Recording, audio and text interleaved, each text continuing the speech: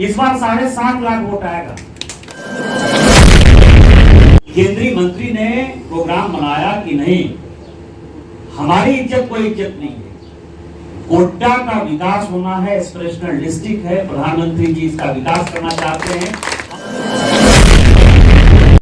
और मुझे ये लग रहा था कि मेरे जिले में केंद्रीय मंत्री का दौरा हो, क्योंकि आपको पता है कि और भी कई हो गया है और उनका भव्य स्वागत हम सभी कार्यकर्ताओं ने किया है। इतना जोरदार स्वागत किया है कि शायद झारखंड में ऐसा किसी ने स्वागत नहीं किया।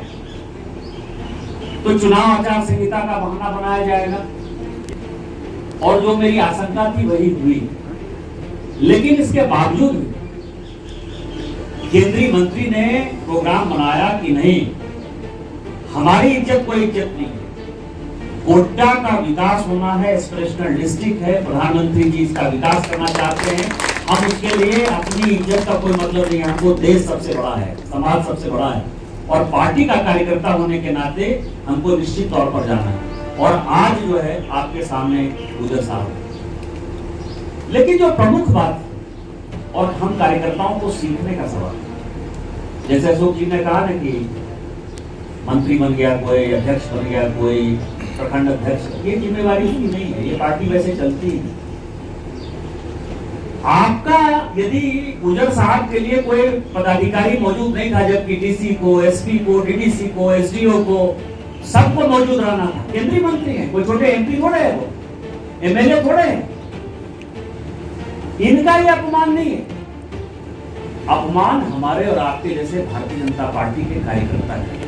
और अपमान का बदला कैसे होता है? अपमान का बदला ये होता है कि जिस दिन मौका मिलेगा, जिस दिन चुनाव होगा, उस दिन अपनी जान की बाजी लगा के फिर इस पार्टी को कैसे जिंदा रखना है, आगे बढ़ाना है और सरकार राज्य में कैसे बनाना है, ये सबक है हम लोग। और कुछ नहीं होता है। मैं तो जिस वक्त सांसद बना तो मैंने तो गोड्डा देखा भी नहीं था।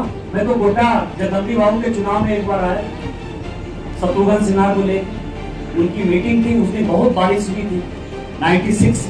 इतनी बारिश हुई थी कि ना जगदम्बी बाबू मंच पर थे, ना मंच पे कोई था, शत्रुघ्न सिन्हा को खड़ा कर दिया था, क्योंकि उस वक्त वो भारतीय जनता पार्टी थी।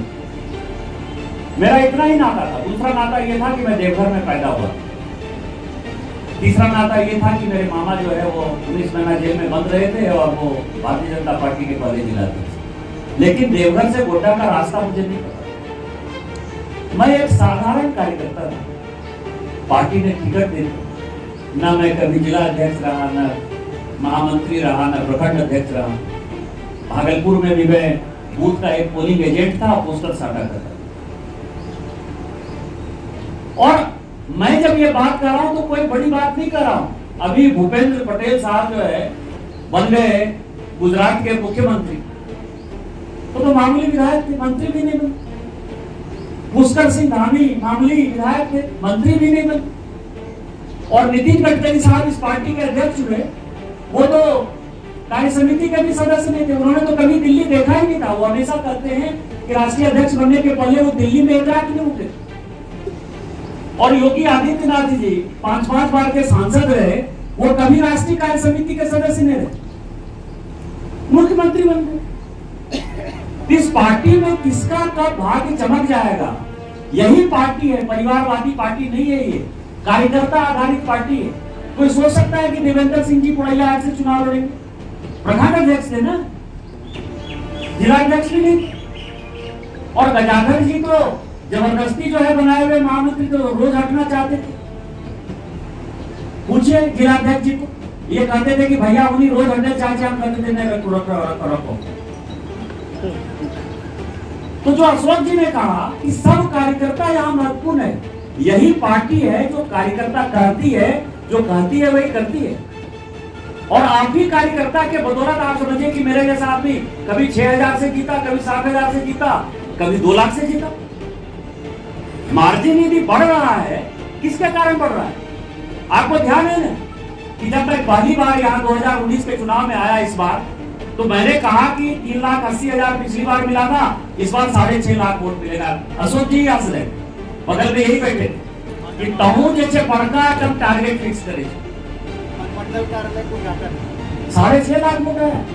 जितना मैंने कहा उतना। आज फिर कलम कागज है तो साहब भले लिख लीजिए, इस बार 7.5 लाख वोट आएगा, एक वोट कम नहीं आएगा। वोट इसलिए नहीं कि निशिकांत दुबे को अपने बारे में गलतफहमी है। मोदी जी ने जो काम किया है और जो इस तरह के मंत्री दिन रात पसीना चुहा रहे हैं, लोग मोदी जी को वोट करेंगे। और अगली बार एक कार्यकर्ता होने के नाते हम लोगों को संकल्प लेना चाहिए, क्योंकि मैं भी उधर साहब को सुनना चाहता हूं। हम लोगों को फिर जाना है।